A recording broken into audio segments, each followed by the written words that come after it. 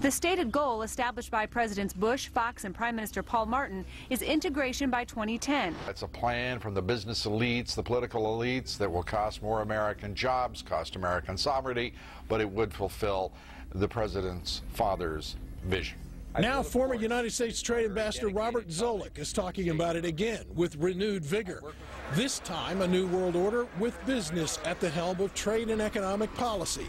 It's an agenda that goes hand in hand with the United States, Mexico, and Canada working quietly and behind the scenes to promote a common market with common deregulation for the benefit of multinational corporations. It's remarkable to me, the arrogance, the idea of just simply throwing away the nation's sovereignty, but they're trying to do so in so many ways. People better understand that they mean exactly what they're saying. It's a new world order they're trying to create. Dobbs, the only mainstream anchor to expose the new world order, resigned shortly after bullets were fired into his home. The elite do not plan on waiting around for these unions to be formed before implementing the next step in global government. Through the vast global economic crisis of the last few years, they have been able to devalue the dollar and undermine it as the world's reserve currency. They have allowed the Federal Reserve and IMF to consolidate power by taking control of the Securities and Exchange Commission, as well as issuing a global currency instead of the dollar, disguised as a special drawing rights unit. This aspect of the New World Order was announced at the G20 in April of 2009. There is a big thing that's going to happen in London at this G20, and then they're hiding it, they're camouflaging it, they're not talking about it. Coordination of international regulation. What they are going to do is to put our Fed and our SEC under the control, in effect, of the IMF. The New World Order, that's what they're planning in there, is to undermine the U.S. currency, and it's just really sad. What it really is putting the American economy under international regulation. Yeah. And those people who have been yelling, oh, the UN's going to take over global conspiracy government. Theorists. They've been crazy, but now they're right. There's 20 or whatever people in the G20, say there's 20 ministers, thousands of us, and we can't get our voices heard. When Geithner said he would be open to the idea of a global currency last week, yeah. Those conspiracy people had said and suggested that for years. Right. You're not wrong. Cash is becoming weeded out. Cash will most likely be eliminated or extremely difficult to use in many situations, so that you'll have to use the global currency or the electronic currency. Even though a physical global currency is yet to exist, groups such as BRIC are openly promoting a new reserve currency, which is a conglomerate of Brazil, Russia, Indonesia, and China. Get everyone in the whole world using one currency, which some people think that's a good idea. Russian President Dmitry Medvedev recently showed off a sample coin of the new world currency at the G8 in July of 2009. We have also agreed today additional resources of $1 trillion that are available to the world economy through the International Monetary Fund and other institutions. This includes 250 billion from special drawing rights, the reserve currency of the IMF, drawing rights that will be issued to countries who are part of the International Monetary Fund. I think a new world order is emerging, and with it the foundations of a new and progressive era of international cooperation. The head of the European Union is also calling for global government. 2009 is also the first year of global governance, with the establishment of the G20 in the middle of the financial crisis. Gordon Brown has called for a world constitution.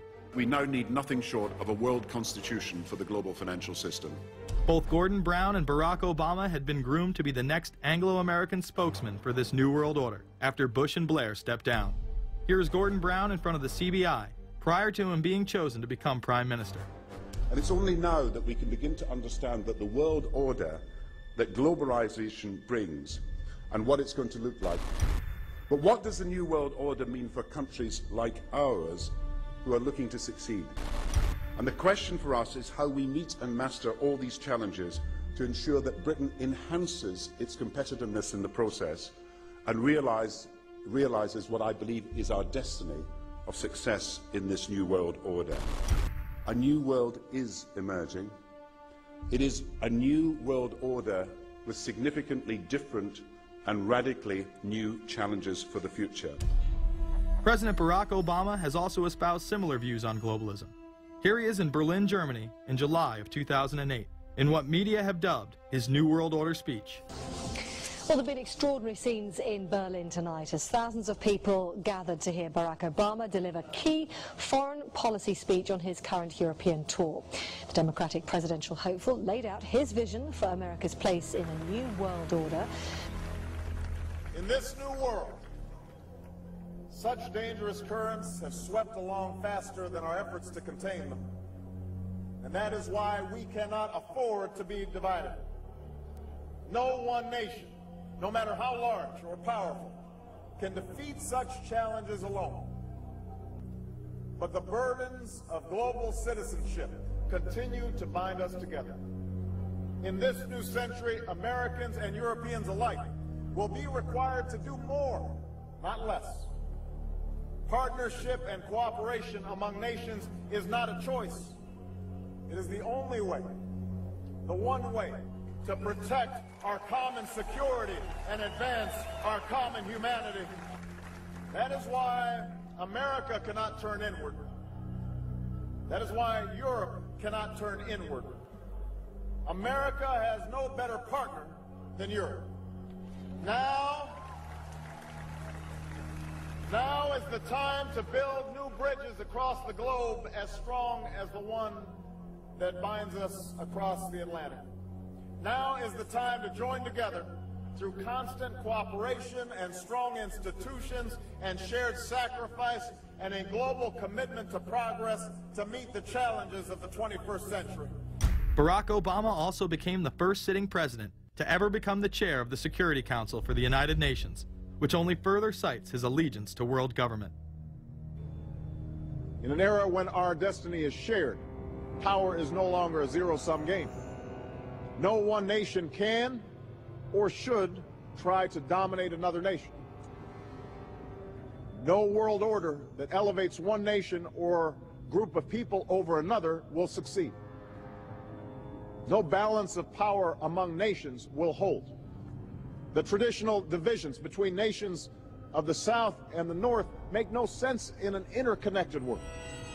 I think his task will be to develop an overall strategy for America in this period when really a new world order can be created. It's a great opportunity. The globalists, who know that Obama is going to promote their plan, want to make him such a superhero that nobody will question what he's doing. He is very much a product of the system that he is now technically in charge of. Obama alone, or the Democrat Party alone, is not responsible for his massive rock star status. It's been done by the media. This establishes that Obama is an unapologetic globalist who holds no one nation above another, despite its policies. Perhaps we should move towards a society more like China if that's the case. After all, on the 60th anniversary of the communist Mao regime takeover, the Empire State Building, once a proud symbol of the United States, was lit in the colors of the Communist Party halfway across the world. In fact, following the United Nations Copenhagen Conference in December of 2009, the Washington Post ran the headline, "Copenhagen Climate Deal Shows New World Order May Be Led by U.S., China." The Copenhagen Conference was disguised as a summit that would save the planet from man-made global warming by cutting carbon emissions. When taking a look at the almost 200-page document that was being proposed, it becomes evident that this was yet another attempt to establish global government and set up a global tax. In Section 38, it states, "The scheme for the new institutional arrangement under the Convention will be based on 3 basic pillars: government, facilitative mechanism, and financial mechanism." In Section 47, subsection F, it discusses cap-and-trade schemes and carbon taxes and the use of new and existing flexible carbon market mechanisms. These cap-and-trade schemes were just that, a scheme to further transfer the wealth from the poor to the ultra-rich. One of the ways it will drive the change is through global governance and global agreements. The fact that our president even attended should be considered treason. Just weeks before the conference, ClimateGate hit the media. Secret emails confirm that many of the United Nations lead scientists had engaged in fraud in order to promote the idea that man-made global warming was occurring and that carbon dioxide was a toxic gas. In reality, they admitted the Earth had been cooling for the last decade, and that they had destroyed the source data in order to ensure the scientific community would be unable to review their findings. Bill Jones was forced to resign from his position at East Anglia University, and Penn State has launched an investigation into Michael Mann. Because of the scandal, many countries refused to sign the agreement, and instead only 25 heads of state, including rock star President and Savior Barack Obama, signed a much shorter and broader accord. The document states that a high-level panel will be created, and that parties will be subject to domestic auditing, supervision, and assessment. The climate conference in Copenhagen is another step towards the global management of our planet. The idea that carbon dioxide, the life force for plants here on Earth, is a toxic gas and should be taxed is laughable. There have been numerous periods of time in which the Earth has had vastly more carbon in the atmosphere than present day. In areas where there have been volcanic eruptions which emit large amounts of CO2, plants have benefited, and there is no negative impact on the surrounding environment, as well as indigenous people, from the excess carbon dioxide. The globalists promote this theory to keep mankind in fear, not only for the establishment of a global government and a global carbon tax, but the literal control of the entire planet. An even darker side to the scam of man-made global warming exists. In reality, it's about population control. Ted Turner reveals himself here in this interview with Charlie Rose. We've got to stabilize the population. When I was born, there were so what's wrong with the population? I mean, with too many people. That's why we have global warming. We have global warming because too many people are using too much stuff. We've got to stabilize population on a voluntary basis. Everybody in the world's got to pledge to themselves that 1 or 2 children is it. Not doing it will be catastrophic.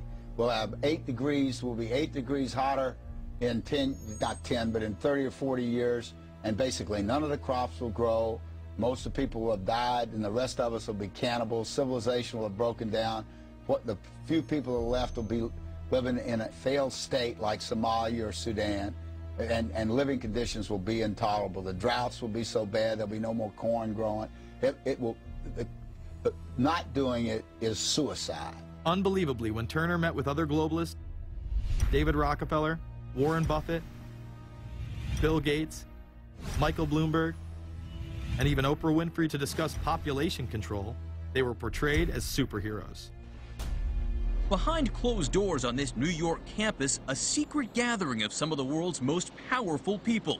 Gates, Buffett, Bloomberg, Winfrey. It was like, well, it was like the Super Friends. In the great hall of the Justice League, there are assembled the world's 4 greatest heroes. Together with others at the meeting, including George Soros, Ted Turner, David Rockefeller, they're worth more than $125 billion. The new Superman and Wonder Woman, the super rich friends, not fighting bad guys, but fighting for good nonetheless.